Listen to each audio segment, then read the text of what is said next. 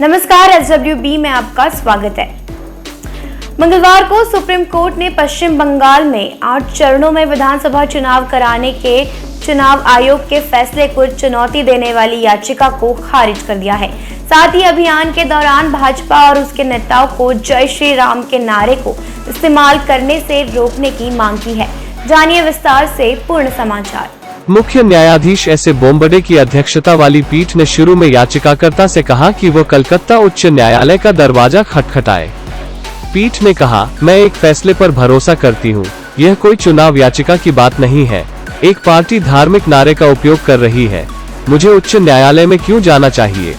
मामले में याचिकाकर्ता ML शर्मा की वकालत की पीठ, जिसमें जस्टिस A.S. बोपन्ना और V. रामसुब्रमण्यन शामिल थे, ने शर्मा से कहा, आप याचिका मांग रहे हैं, हम इस तरह के आदेश को कैसे पारित कर सकते हैं? केवल उच्च न्यायालय के साथ झूठ बोला गया कि चुनाव याचिका। जब याचिकाकर्ता ने शीर्ष अदालत के 1978 के फैसले का हवाला दिया, तो पीठ ने उसे फैसले में पैराग्राफ दिखाने के लिए कहा कि शीर्ष अदालत चुनाव प्रक्रिया शुरू होने पर चुनाव प्रचार में कदाचार के बारे में दलील दे सकती है।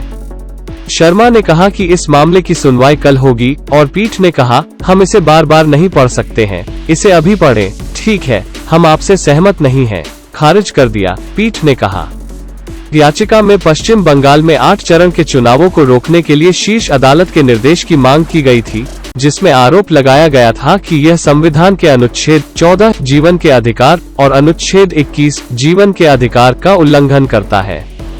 26 फरवरी को चुनाव आयोग ने पश्चिम बंगाल, असम, केरल, तमिलनाडु और पुडुचेरी में होने वाले विधानसभा चुनावों के कार्यक्रम की घोषणा की थी, जबकि पश्चिम बंगाल में विधानसभा चुनाव 27 मार्च 29 अप्रैल से 8 राउंड से अधिक होंगे। तमिलनाडु, केरल और पुडुचेरी में मतदान 6 अप्रैल को और एक चरण में असम में 3 चरणों में होंगे।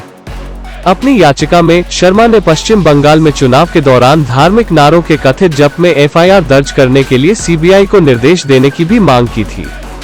दलील में कहा गया था, जय श्री राम अन्य धार्मिक नारे लगाने से घृणा पैदा हो रही है और भारतीय दंड संहिता और जन प्रतिनिधित्व अधिनियम 1951 के तहत अपराध है। चाहे उत्तेजक धार्मिक नारे जय श्री राम का इस्तेमाल चुनावी फायदे के लिए हो और साथ ही दूसरों के लिए भी इसका उल्लंघन न हो। 123(3) और जन प्रतिनिधित्व अधिनियम 1951 का 125 याचिका में उठाए गए कानूनी प्रश्न को पढ़ता है। देखने के लिए धन्यवाद।